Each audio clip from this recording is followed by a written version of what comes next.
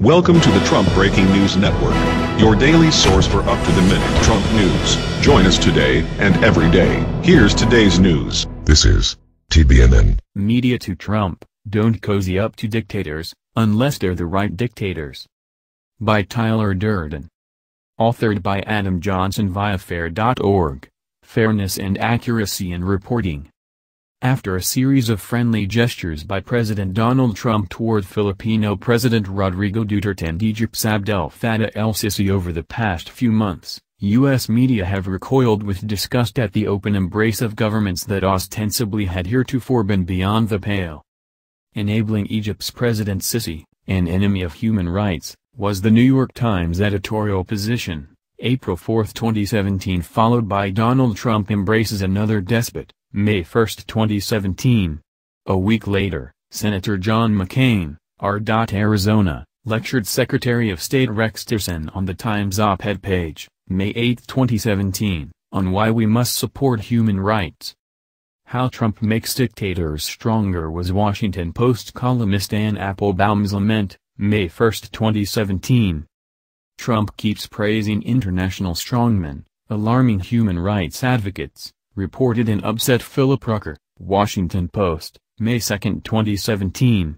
Post contributor Tom Tolles, May 2, 2017, added, Trump invites ruthless dictators to the White House. Trump had gone too far, was the media message, crossing a line with his enthusiastic outreach to brutal tyrants. So the Trump administration's announcement of a plan for not just a friendly visit to Saudi Arabia, scheduled for May 20-21, but also the sale of up to $300 billion in weapons to the oppressive regime, must have provoked the same outcry from these critics, right? Actually, no. Thus far, the LA Times, CNN, NBC, MSNBC, CNN, ABC and CBS haven't reported on Trump's massive arms deal with Saudi Arabia, much less had a pundit or editorial board condemn it. Saudi Arabia's war on Yemen has killed at least 10,000 civilians, resulted in near-famine conditions for 7 million people and led to a deadly cholera epidemic, all made possible with U.S. weapons and logistical support. John McCain, whose New York Times op-ed was unironically shared by dozens of high-status pundits, aggressively backs Saudi Arabia's brutal bombing of Yemen, and has called for increased military support to the absolute monarchy. The New York Times hasn't written an editorial about Saudi Arabia since October of last year, October 1, 2016, when, for the second time in the span of a week, the paper defended the regime against potential lawsuits over its role in the 9/11 attacks. When the Times does speak out on the topic of Saudi Arabia, it does so to run interference for its possible connection to international terrorism.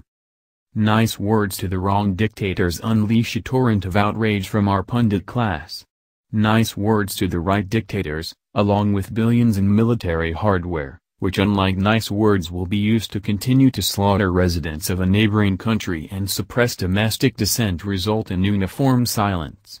Not a word from Ann Applebaum, no condemnation from Philip Rucker, no moral preening from Senator John McCain. No sense that any line had been crossed from the New York Times editorial board.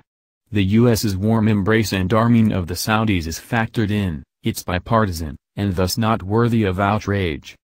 While the New York Times news pages did note the $100 billion $300 billion Saudi weapons sale, they did so in passing, in paragraph 6 of a broader article about Trump's Middle East trip, May 15, 2017. Though to his credit, reporter Nick Cumming-Bruce did note criticism that the United States is supporting Saudi military operations that have struck hospitals, schools, markets and mosques and inflicted thousands of civilian casualties.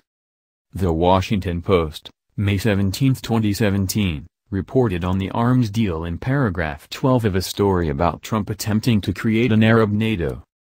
The Post's reporting on Saudi Arabia in the run-up to Trump's visit echoed the reformist narrative advanced by Post columnist David Ignatius, fair.org, April 28, 2017. It seems promising, Cairo Bureau Chief Sudarshan Raghavan, May 12, 2017, wrote of the Saudi king's calls for reform. Editorial page editor Jackson Deal, May 14, 2017, even suggested in earnest that Trump could lead on human rights, finishing off his sheepish, somewhat self-aware headline with "really." In the piece, human rights is used as a placeholder for getting U.S. citizens out of foreign prisons, a perfectly fine suggestion, but more about U.S. rights than human ones. And, like the Post's editorial board and the rest of the opinion section, Deal's musing on the topic of human rights entirely omitted Trump's cozying up to Saudi Arabia. This isn't to say that major U.S. media shouldn't note when U.S. leaders glad-hand despotic governments, they certainly should. But their almost uniform silence on Trump's ramping up ties with one of the world's worst human rights offenders, and the material, physical act of selling them munitions to use on Yemeni civilians, speaks to the arbitrary and self-serving nature of U.S. media's moral posture. That's the news. Join us here every day. Be sure to subscribe and click the bell. See you next time. This is TBNN.